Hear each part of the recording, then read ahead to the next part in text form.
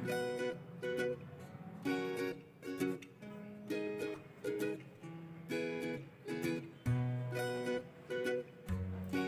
everyone, I am Abhavya. Welcome to the place where you will be able to learn some secrets for your personal growth. In this video, I'm just going to talk about the most important topic, that is happiness versus real happiness. What is happiness? Why people are not able to understand the difference between happiness and real happiness, and what is real happiness? And the most important thing till the end of this video is how we will be able to get our real happiness. How we will be able to get the deep satisfaction within ourselves. So without wasting our precious time, let's get started. हम सबके mind में बहुत सारे misconceptions हैं कि happiness क्या है, real happiness क्या है। हम लोग अपनी सफरिंग्स में इतना ज़्यादा फंस चुके हैं, कभी ना कभी कुछ ना कुछ हम लोग ऐसी एक्टिविटीज़ कर देते हैं जिससे कि प्रेजेंट टाइम में तो बहुत ज़्यादा प्लेजेंट फील होता है, बट लेटर ऑन उससे हमें बहुत सारी प्रॉब्लम्स क्रिएट हो जाती हैं। अब कुछ लोगों को कभी पार्टी करके हैप्पीनेस मिलती है, कुछ लोगों को अपने साथ टाइम स्पेंड करके हैप्पीनेस मिलती है, कुछ लोगों को और सारी एक्टिविटीज़ करके हैप्पीनेस मिलती है। Some people get happiness by nurturing their hobby, some people get happiness by hanging out with other people, even when it doesn't matter, even when they are wrong और राइट। सो हैप्पीनेस सबके लिए different है, but क्या ये सच में happiness है या फिर सिर्फ छोटा सा एक्साइटमेंट है? क्योंकि हैप्पीनेस का मतलब है हमेशा खुश रहना। ऐसी कोई हमने सोल्यूशन नहीं ढूंढा है जिससे कि हमें रियल हैप्पीनेस मिल पाए। हमने अभी तक ऐसा कोई सोल्यूशन नहीं ढूंढा है जिसकी वजह से हमें डीप सेटिस्फैक्शन मिल पाए, और वो डीप सेटिस्फैक्शन राइट हो, रॉन्ग ना हो। क्योंकि बहुत सारे ऐसे लोग होते हैं जिनको दूसरों को लेट डाउन करके डीप सेटिस्फैक्शन मिलता है, जिनको दूसरों के बारे में बुरा सोचकर डीप सेटिस्फैक्शन मिलता है। तो ये राइट डीप सेटिस्फैक्शन नहीं है, ये एक इनह्यूमन बिहेवियर है जो एक्चुअली पर यहाँ पर बहुत चलता है।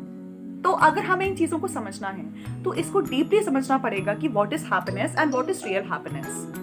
तो मैंने जैसे बताया कि हैप्पीनेस का मतलब क्या, एक छोटी सी एक्साइटमेंट। इस टाइम क्या है कि हैप्पीनेस हमारे लिए ये है कि अगर हम लोग बाहर जाएं, बाहर जाके घूमें, गर्मी का टाइम है, आइसक्रीम खा लें तो हम बहुत खुश हो जाएंगे, आइसक्रीम नहीं मिलेगी तो हम बहुत ज़्यादा सैड हो जाएंगे।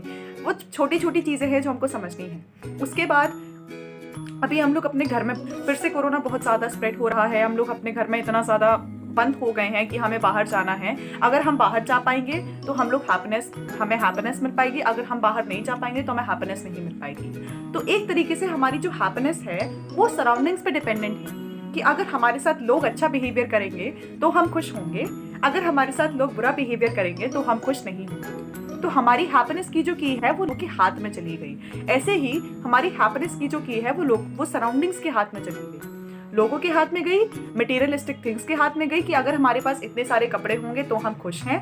अगर एज अ गर्ल बात करूं, अगर हमारे पास इतना सारा मेकअप का सामान होगा तो मैं खुश हूं, अगर मेरे पास मेकअप का कोई सामान नहीं है, लोग मुझे पसंद नहीं करेंगे तो मैं खुश नहीं। क्योंकि आजकल यही चलता है, लोग आपको आपके अपीयरेंस से पसंद करते हैं, लोग आपको आपके हार्ट, आपको आपके माइंड की ब्यूटी से पसंद नहीं करते हैं। पीपल जज you from your appearance, people जज you how you are looking. तो क्या ये हैप्पीनेस सच में है या फिर हमारे माइंड में बहुत सारे मिसकंसेप्शंस बने हुए हैं?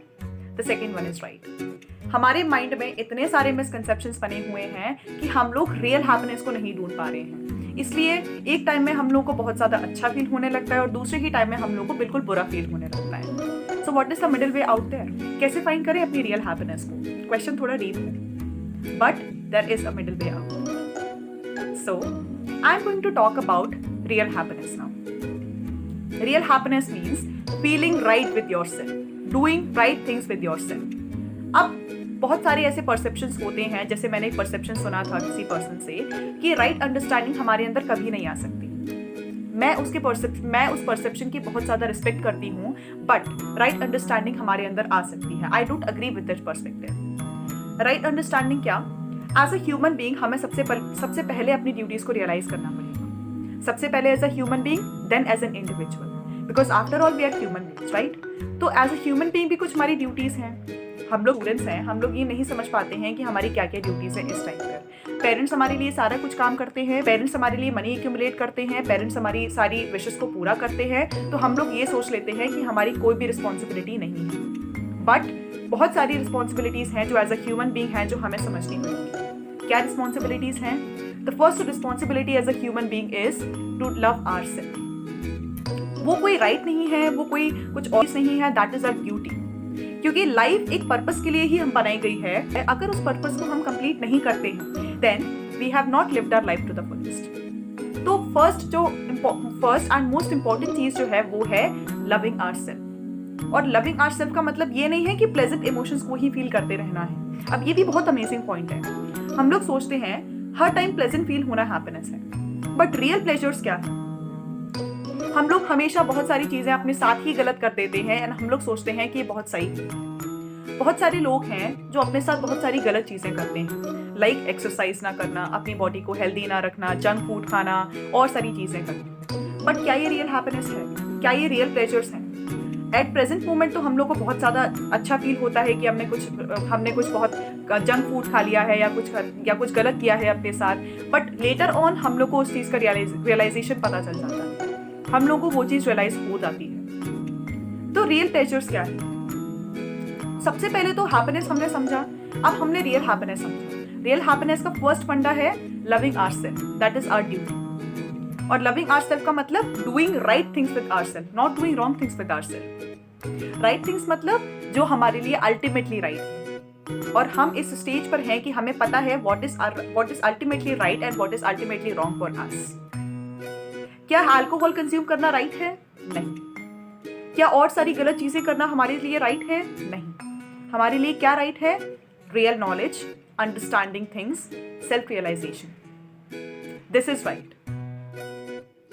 हमारे पूरे दिन में हमारे पास बहुत सारी चॉइसेस आती हैं, हमें पूरा दिन बहुत ज्यादा टाइम मिलता है चीजों को समझने का, चीजों को रियलाइज करने का, बट हम वो करते नहीं हैं। इसीलिए सबसे पहली सफरिंग जो हैप्पीनेस की तरफ नहीं होती है, जो सैडनेस की तरफ होती है, वो हमारा बिहेवियर। जाने अनजाने में होता क्या है कि ऐसा कोई बिहेवियर होता है हमारे अंदर जिसकी वजह से प्रॉब्लम्स क्रिएट हो रही होती हैं। वो हमारे लिए भी होती है और वो सामने वाले पर्सन के लिए भी होती है। उन प्रॉब्लम सबसे पहला जो स्टेप है हमारा, उन प्रॉब्लम्स को हटाना है, और उसके लिए प्रैक्टिस, उसके लिए चाहिए courage. We must keep on taking initiatives to remove the behaviour that is in ourselves that creates problem for ourselves and for other people also. This is the first way out for finding real happiness. First way मिल गया। The second way is empowering each other. मैंने जैसे कि happiness के वे में बोला था कि बहुत सारे लोगों को दूसरों को लेट डाउन करके हैप्पीनेस मिलती है, बट क्या वो सही है? क्या वो सही है? बिल्कुल नहीं। As a human being, this is fact that we all have some specialty, we all have some weaknesses. But होता क्या है, हम लोग अपनी स्ट्रेंथ्स को बहुत ज़्यादा इंपॉर्टेंस दे देते हैं, बट हम अपनी वीकनेसेस को बिल्कुल इंपॉर्टेंस नहीं देते हैं। उसमें हमारी मिस्टेक्स नहीं होती हैं, सामने वाले पर्सन पर हम ट्रस्ट नहीं कर पाते हैं, क्योंकि सोसाइटी इस तरीके से बनी हुई है कि अगर हम अपनी वीकनेस को बता देंगे तो हमें ये फियर रहता है हमारे माइंड में कि सामने वाला पर्सन हमारी इंसल्ट ना करे। तो एक चीज़ हमें बहुत इंपॉर्टेंटली समझनी पड़ेगी कि वीकनेसेस हम सबके अंदर हैं, और ये वीकनेसेस ही हमारी असली स्ट्रेंथ है। हाउ? ये वीकनेसेस हमारी असली स्ट्रेंथ इसलिए है कि अगर हम इन वीकनेसेस पर वर्क करेंगे तो हम अपने आप को इम्प्रूव कर पाएंगे। अगर हम अपनी इन वीकनेसेस को छुपा कर रखेंगे तो उससे क्या फायदा होगा? कुछ नहीं। अगर हम रियली में अपनी वीकनेसेस पर वर्क करेंगे तो then we will be able to improve ourself entirely, whether it is of our behaviour और ऑफ आवर स्किल और समथिंग एल्स। तो सबसे पहला वे जो था वो था improving ourself, that is real duty. Loving ourself means doing right things with ourself, not doing wrong things with ourself. The second thing is empowering each other. Second point हमने समझा कि हर किसी को एम्पावर करना बहुत इंपॉर्टेंट है, क्योंकि हर person के अंदर कुछ ना कुछ स्पेशलिटी है, कुछ ना कुछ यूनिक है।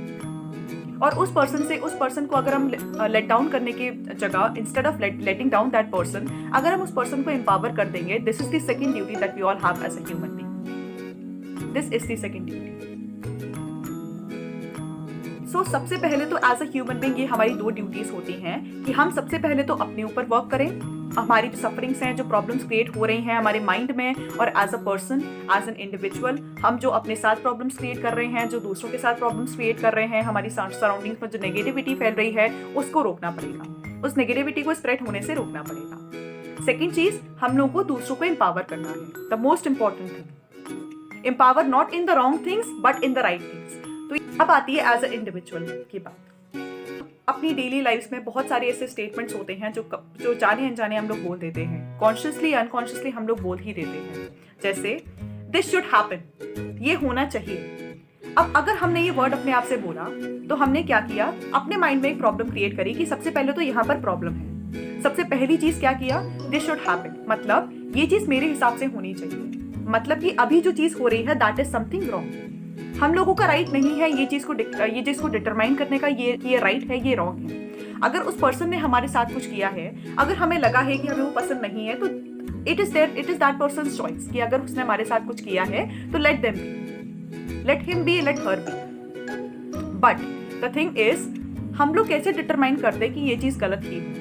अब हम बोल रहे हैं कि ये चीज़ इस तरीके से नहीं, उस दूसरे तरीके से होनी चाहिए। जो भी चीज़ हो रही है, जो भी पर्सन हमारे साथ बिहेव कर रहा है, अब अगर हम लोग उसका दूसरा एस्पेक्ट देखें, अगर किसी ने हमारे साथ गलत बिहेव किया, तो सबसे पहले तो हम लोग ये बोलने के बजाय कि तुमने मेरे साथ ऐसा क्यों बिहेव किया, हम उस पर्सन से जाके लड़ना शुरू करते हैं। सेकंड चीज़ हम लोग क्या सोच सकते हैं, अगर हमारे साथ उस पर्सन ने गलत बिहेवियर किया है, तो सबसे पहले तो हमें अपने आप को हर्ट करना बिल्कुल भी नहीं है, क्योंकि फर्स्ट ड्यूटी जो हमने रियलाइज करी थी, that is loving ourself. Loving ourself मतलब ऐसी कोई भी सिचुएशन आ जाए, चाहे वो मटेरियलिस्टिक लेवल पे हो, चाहे वो ह्यूमन बींग्स के लेवल पे हो, ऐसी कोई भी चीज़ हो जाए हमारे साथ कि हमें हमारी मेंटल स्टेट जो है वो बिल्कुल ऐसी स्टेबल रहे, हमारी मेंटल स्टेट में कोई भी डेविएशंस ना।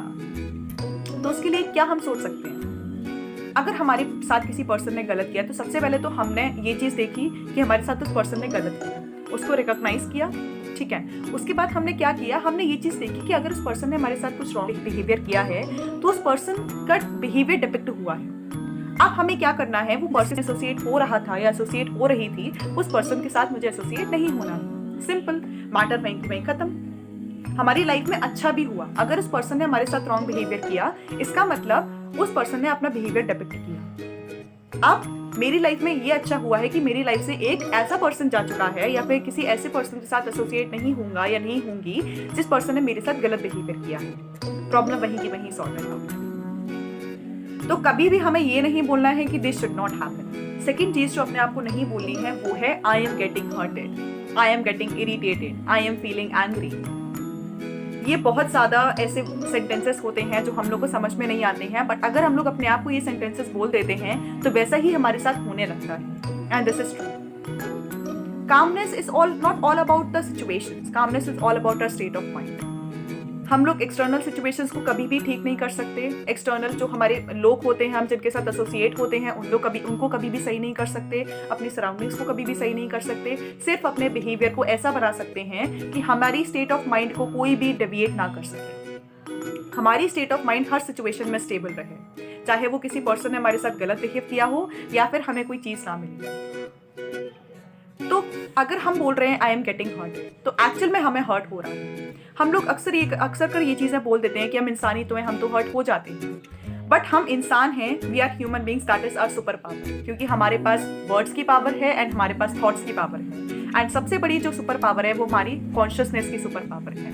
कॉन्शियसनेस हमारे पास है, एंड उस कॉन्शियसनेस से ना हम लोग सब कुछ बदल सकते हैं, अपने बिहेवियर को बदल सकते हैं, अपने आसपास के एनवायरमेंट को बदल सकते हैं, अपने इन्फ्लुएंस से हम लोग पॉजिटिव एनवायरमेंट क्रिएट कर सकते हैं, and that is our super power. So just think how powerful we are.